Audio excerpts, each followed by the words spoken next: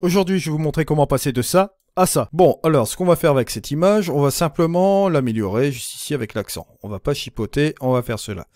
Ensuite, ce que je vais faire, je vais aller dans mon outil composition, je vais prendre un 16/9 directement et hop, je vais prendre ça sur la ligne de force. On va un petit peu enlever cette partie du nuage qui m'est pas très utile. On va partir ici, on va enlever cela et on va appuyer simplement sur la touche entrée. Voilà, juste comme ceci.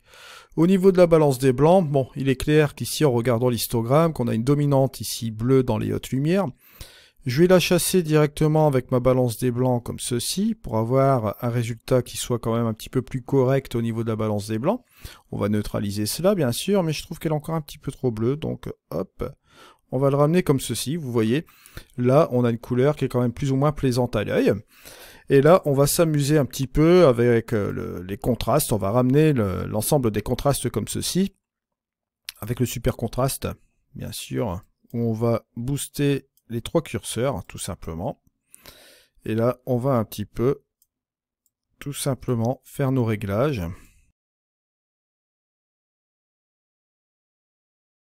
Ce qui n'est pas trop mal.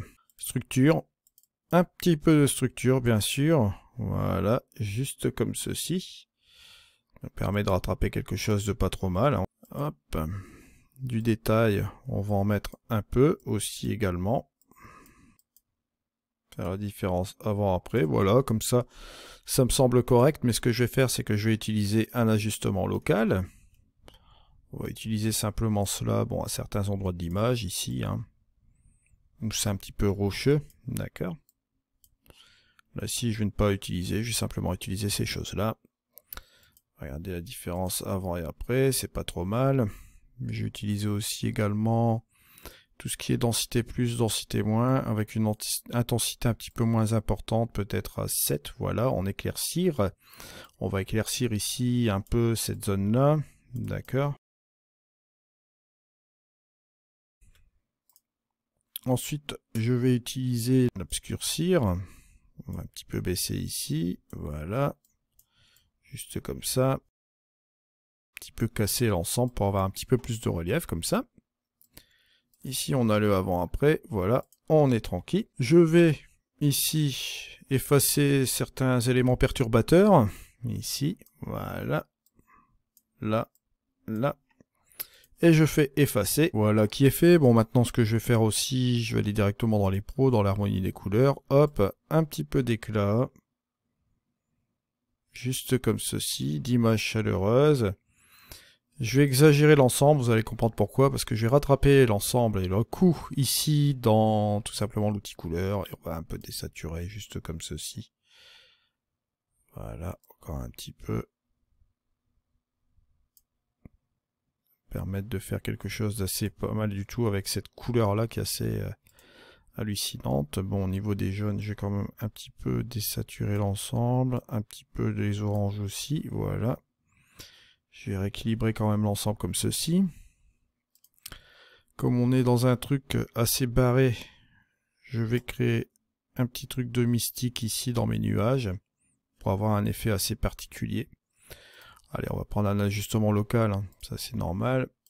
Avec l'outil dégradé qui est ici, hop, je vais faire simplement cela, voilà. Après, je vais aller sélectionner ici mon petit pinceau, je vais prendre le petit pinceau qui est là, voilà. Je reste en opacité 50. Et là, on va s'amuser un petit peu à enlever ce petit truc qui est là, d'accord, au niveau de la roche, pour pas que l'outil mystique soit trop appliqué, d'accord, là. Bon, bien sûr, ici, on pourrait se permettre de le laisser à nouveau. Ouais. Juste au niveau des bords, c'est pas trop dérangeant. Bien que là, ici, je vais quand même l'enlever un peu, hein. Voilà. Maintenant, ce qu'on va faire, c'est aller directement dans le vignettage. On va choisir un sujet ici. Hop, je vais prendre ça. Je vais baisser. Au niveau de la taille, on va le baisser aussi. Je vais tout simplement appliquer une progressivité avec une petite lumière interne et faire revenir tout simplement ma vignette juste comme ceci, ouais. Toujours post-recadrage, hein, parce que ça s'appliquera après le recadrage, bon bien sûr. On va essayer d'appliquer une vignette qui soit un petit peu plus, on va dire, logique, voilà.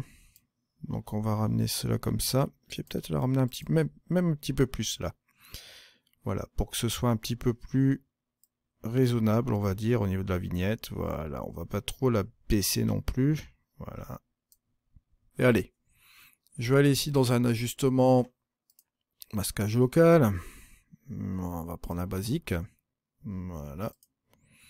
Je vais prendre un dégradé et ici, malgré tout, je vais faire un petit truc. Je sais que je vais baisser mon expo. Allez hop, voilà, juste comme ça.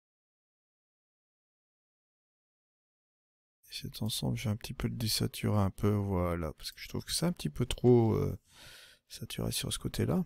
Donc on va faire cela comme ça. Boum. Et voilà ce que ça donne. On va regarder l'avant-après. Hop, avant-après.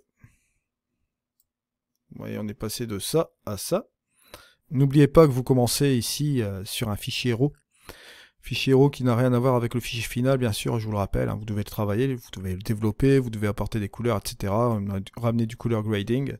Et là, on a fait un petit peu quelque chose de plus créatif ici. On a un peu lissé davantage les nuages, comme vous le voyez là, pour amener ce résultat-là, bien sûr. Voilà, je pense qu'on en a terminé pour aujourd'hui.